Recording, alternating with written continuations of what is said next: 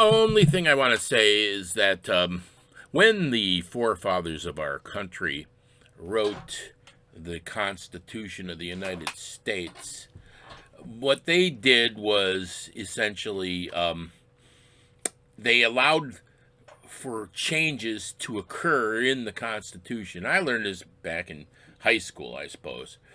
But they primarily, there was three ways, if I remember, that you can change the Constitution. One is there's two amendment processes. One would be amendment process through the states. You had to have, like, I forget how many, 2/3 of the states or something like that vote for an amendment. The other one is through the legislature, and then it still had to go to a state by state vote. And then the third one is the Constitutional Convention. And that one there, I imagine when they wrote the Constitution, they were just coming up with things at that time that were brand new. They didn't know if anything was going to work. They were hoping it was going to work. They had a bunch of very intelligent guys during the Age of Reason and all that. So they probably thought that maybe this isn't going to all work out real well. So we should have an opportunity to have constitutional conventions from time to time in order to iron out all the bugs, and sort of engineering, point 2.0 or 3.0, but the funny thing about that is that they probably thought there'd be a constitutional convention like every 30 years or 20 years or so. And I think Thomas Jefferson said every 15 years you need a revolution. Well, now it's been, 240 years, something like that, 250 years now. The United States has been around 240 something years. And there has never been a constitutional convention. So we're in a kind of a clunky period for the United States. People seem to not agree on anything on two sides or three sides. And I was wondering, maybe we need a constitutional convention. This is now, I know, John Lennon said, you say you want to change the Constitution. Well, we all want to change your mind. But we'd like to change your head instead or whatever. In other words, he was happy with the current Constitution. He didn't want a big revolution. But I think we're in a situation now where the country almost feels like it's falling apart a little bit. The Donald Trumpists who think that, I don't know what they think. I'm never sure what they think. And and there's the libertarians who think we should get rid of all government whatsoever and all taxes. And then I was wondering, if we could come up with some ideas about what we would put into the Constitution or change in the Constitution if we did have a constitutional convention.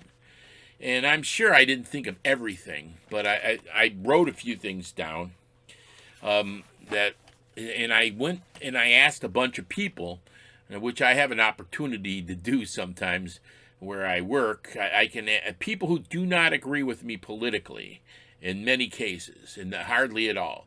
And I asked a bunch of people what they thought if you could change something in the government, what would it be? And most of the people, a lot of the people, like, they don't have any ideas, But some of them had ideas. If I push them a little bit, maybe I was irritating people. Well, one of the first things that a lot of people seem to think is the get rid of the Electoral College.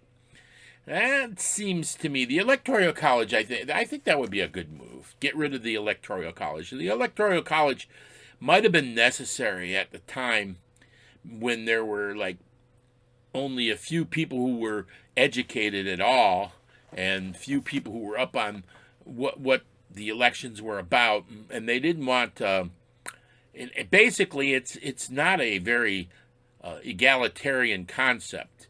It's like we don't want the riffraff actually voting in the president. We want the elite to have a say in the voting into the president. So they came up with the concept of the Electoral College.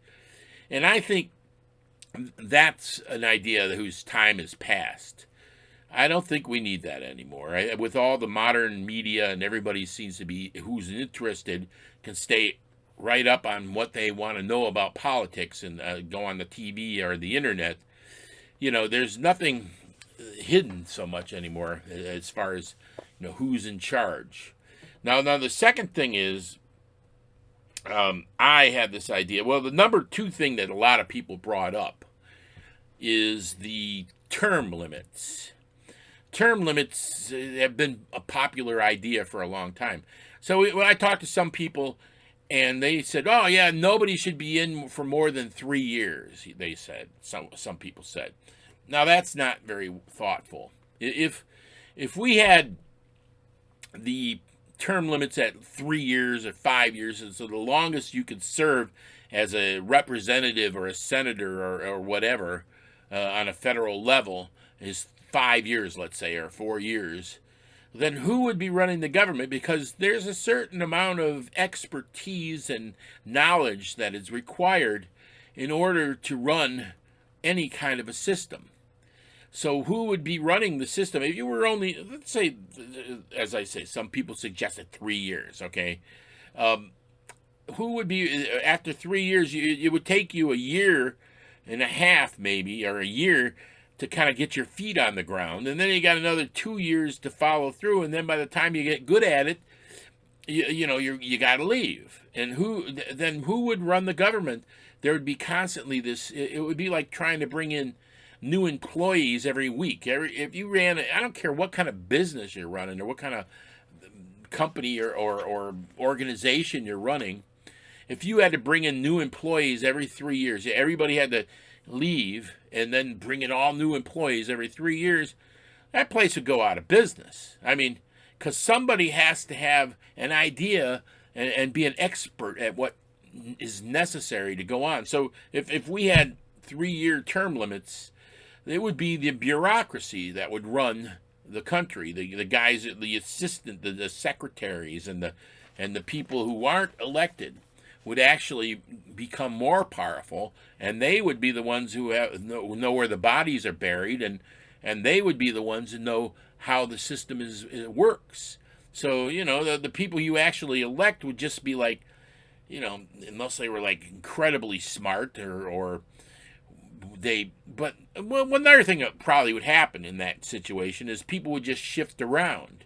So you would be the state House of Representatives member this month, for 3 years, then you'd go over to the state Senate, then you go over to the national Senate, and then you go over to the federal representative, and it would be like, then instead of new people coming in, you would have people shifting around from position to position, elected position to elected position.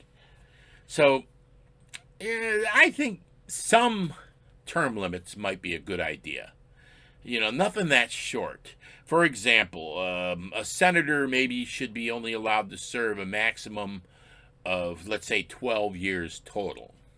That would be okay, I think. So you would be elected. You're elected for 6-year terms. You're only allowed to be elected twice.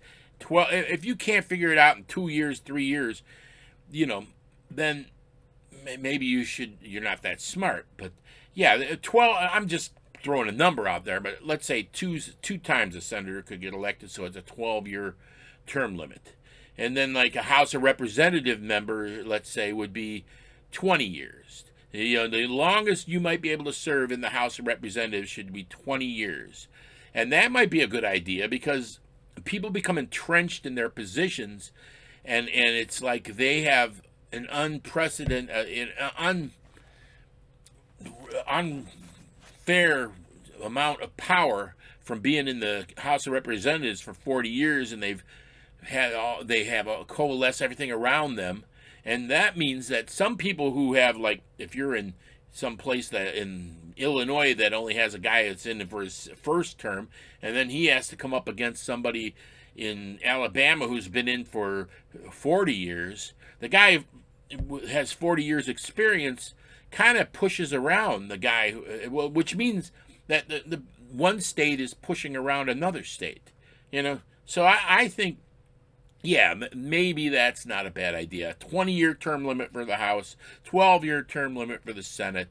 And on top of that, I really do think there should be something like a 20-year term limit on the Supreme Court justices as well. As we are seeing what's going on with these Supreme Court justices, they have no they're a power without anybody to check their power. Because the way it works with the Supreme Court is if they want to, we just saw recently, they just legislated. They just said something about this lady didn't have to do a website for homosexuals because it was against her freedom of speech. Well, there was never even a case that they just legislated that. There was no case that came to the court where some guy was asking her to do that. They just said, "Well, let's just make a proclamation that we don't like homosexuals or something," and that's what can anybody do about it? They're in for life, you know. So they become too powerful. So we need to. That's a thing we can change is make sure that the Supreme Court doesn't have lifetime appointments. 20 years, 20 years, and then you can move on and do something else. Maybe retire. All right, another thing which I really would like to see, really me personally, I would like to see, is publicly funded elections. All elections should be publicly funded. And that is that we should outlaw any types of campaign contributions. Now, this may seem outrageous. Oh, that's not freedom of speech. Well, if we put if we put it in the Constitution, it doesn't matter because it's in the Constitution. So we could say whatever we want in the Constitution.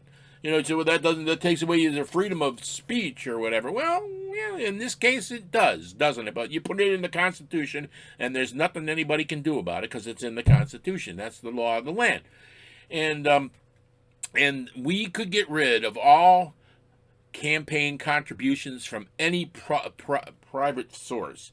That what they can do with the elections is they could have like certain polls that come out prior to the elections so they could find out who has the most support in the community for whatever federal public office there is. And then those top 3 or 4 people would be able to go into the media and have an equal time in the media. The media might be required by law to give time to every one of the candidates an equal time, and then people could watch all the media sources and decide that way, and they would each have equal time. So you wouldn't be able to like buy 10 times as many advertisements so that everybody's familiar with your name, and then the other guy can't buy any, and when they get into the people vote for what they're familiar with, and so they just vote for the guy who they saw on television 50 times. And in order to get elected nowadays, these guys who run in the Congress and run in the Senate too, you know, all they do is fundraise from these billionaire corporations, and that means that it's pay to play. It's sort of bribery. You know, in order to be able to get elected, you have to like make money in order to buy advertising, and in order to make money, you got to kind of like go to the people who have money, and those people want favors once you get into office. I mean, it's that simple. So what we need to do is just get rid of the campaign contributions of any sort. And all right, now there's another idea I was thinking about, which is possibly, I don't know if this is something that would come under the executive branch, but I was thinking about a Department of Efficiency. In other words, a branch or a part of the government that's written into the government whose job it is to make the government more efficient. That's all they do. Make it less expensive, less red tape, and they get maybe a commission for, I know that sounds ridiculous, you get a commission if you do a successful streamlining of the government that costs the government less money to do exactly the same thing. Because there's a lot of cost on the government right now is redundancy. They have too much red tape, and everything is covered too much over the other top, layered on top of the other thing in the bureaucracies. So they could have a department of efficiency that's part of the government that they could write into the government. Now, what's another thing? I was thinking the possibility, and I mean this one's kind of out there. I was thinking of something like economic confederacies in the future. This might be extra national. In other words, Canada, the United States, England, and Australia, and what other countries they could have. We could all start having one economic confederacy, maybe even one type of money. Because everything's going to digital now anyway. So we could have one type of money that's an economic confederacy. That would take probably a change in all of our constitutions to get something like that. It may make us again more efficient. I mean, maybe some people think we're losing a little bit of our individuality as a nation, or but yeah, that's an idea. Now, what's another one I was thinking, and this one here would be, maybe we're not ready for it yet, but in the near future, is something like national referendums, which are designed, how we make big decisions in the country, possibly, would be national referendums that are designed by the Congress. So the Congress then becomes like a television show, I guess, in that they sit down and they have like I want to create a school loan forgiveness, let's say, okay, and the other side says no, we don't want a school loan forgiveness. So they debate it out and debate it out and debate it out, and they hone it down to one specific law, one specific issue, and then everybody gets to vote in the entire country on this issue, maybe on their computers or on their cell phone or even on the telephone, or everybody gets to put in their social security number or their government ID number. I'm sure it'd be a little bit difficult with all the crookedness that goes on the internet and everything, but if we could do it, then everybody would be able to make those decisions as a national referendum. So, such things as abortion would be one of them. Should we allow abortions? Should we not allow abortions? Should we have certain gun control? Should we not have national referendums and all these things that are like going to affect everybody? And we'll go by, that's mob rule, some people would say, right? What is the other one? So, somebody said to me, one of the suggestions that somebody gave me were they want less secrets in the government. Well, less secrets is a good idea, I think. How would we arrange that? Maybe there should be a very, very limited amount of secrets that are going to be allowed by the CIA and the FBI and all these big organizations. There's the other ones I say. No insider trading, somebody said. In other words, if you're in the legislature, you have information that's coming up about what laws are going to change financially, you are not allowed to invest anything, and nobody in your family is not allowed to invest anything. Somebody else said, no taxes, which I think is unrealistic, but maybe that's something that everybody wants. I don't know. We'll get rid of the government. And then some other person suggested that there should be a law that provides housing for all people, like as a right. Everybody should have a place to live as a right. And that is, I guess, something like the New Deal or the Great Society. I think it's not even a bad idea. It might come to that eventually. Thank you.